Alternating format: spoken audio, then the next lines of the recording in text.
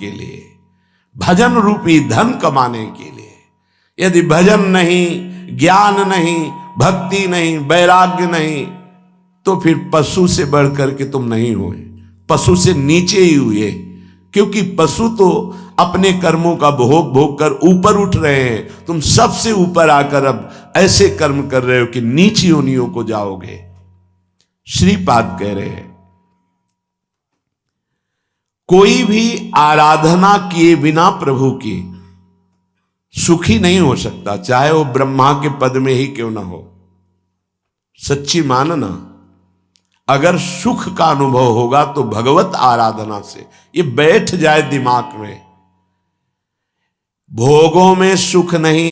अगर वो सुखद भोग लग सकता है तो प्रभु को अर्पित करने के बाद, प्रभु से जुड़ने के बाद, प्रभु की दृष्टि पड़ने के बाद, जैसे ऐसे हम पाते हैं तो अन्न है, लेकिन जब प्रभु को अर्पित करते हैं तो प्रसाद हो जाता है, और प्रसाद पाप का नाश करके हृदय में प्रसन्नता प्रकट करता है। प्रसन्नता ही भगवद आनंद की तरफ आगे बढ़ाती है। समझ में नहीं आ रहा, हम बार बार भटक रहे हैं इन्हीं भोग, इन्हीं सुविधाओं को सुख मान। अगर नाम जप नहीं चल रहा तो समेट लो जितनी सुख सुविधाएं, अंतिम समय हमारी बात याद करना, कुछ तुम्हारे हाथ नहीं लगेगा। अब भी देख लो, कोई 20 का है, कोई 50 का, कोई 40 का, 30 का, इतना समय व्यतीत हो गया। क्या है तुम्हारे पास जो यहां से ले चलोगे? और कौन सी अनुभूति है जिसमें तुम तृप्ति का अनुभव कर रहे हो कि मुझे ये मिला, मैं तृप्त हो गया? कुछ नहीं, जीरो पे जीरो हो। वही वासना, वही मांग, वही चिंता, वही शोक, वही भय, वही कामना। देखो ना, अंदर देखो। संतोष, शांति, निर्भयता, निश्चिंतता, निशोकता, परमानंद एक भी है नहीं, वो बिना भगवत आराधना के नहीं। श्रीपाद कह रहे हैं हिरण मम राधा नागर चरण मरणे पिनैव विस्मरतु तनुरपि न विपत् कोटिषु जीवन वृंदावनम क्षणम त्यजतु। ये बहुत सुंदर बात मांग रहे हैं। जब मेरे मरने का समय आवे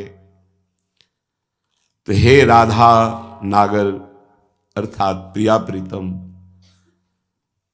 जीवन आपको समर्पित है, तो अंतिम श्वास में आप चूक मत करना।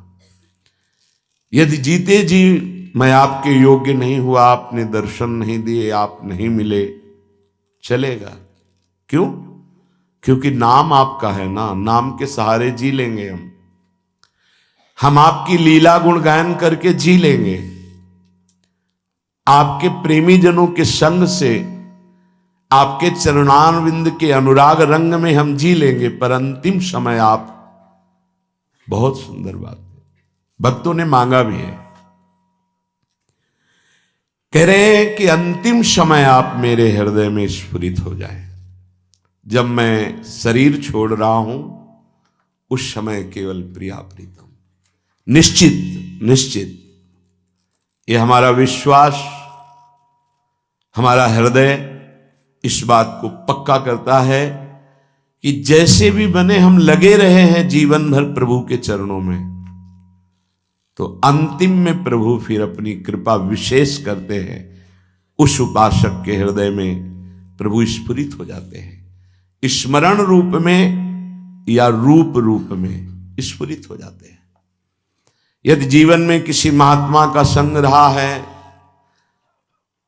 श्री प्रिया प्रीतम की किंचन मात्र आराधना बनी है, धाम आदि भगवत पुरियों का, धामों का तीर्थाटन, अवगाहन थोड़ा भी वास हुआ है, वो अंदर से आश्रय प्रभु का रहा है, तो अंतिम समय उसके भगवान पधारते हैं। निश्चित, ये हमारा विश्वास कहता है।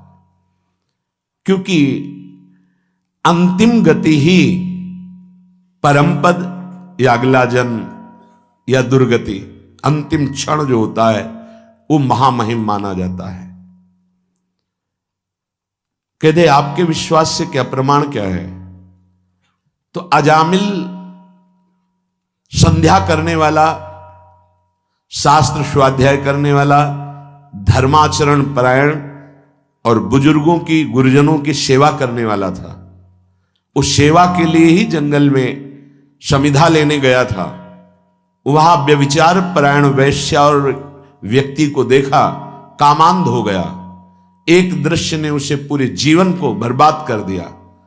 तो अंतिम समय में जब वृद्धावस्था की सीमा चल रही थी कि उस समय संतान का योग था ही नहीं, पर संत जन आए और उन्होंने कहा कि अब जो संतान होगी उसका नाम नारायण रखना।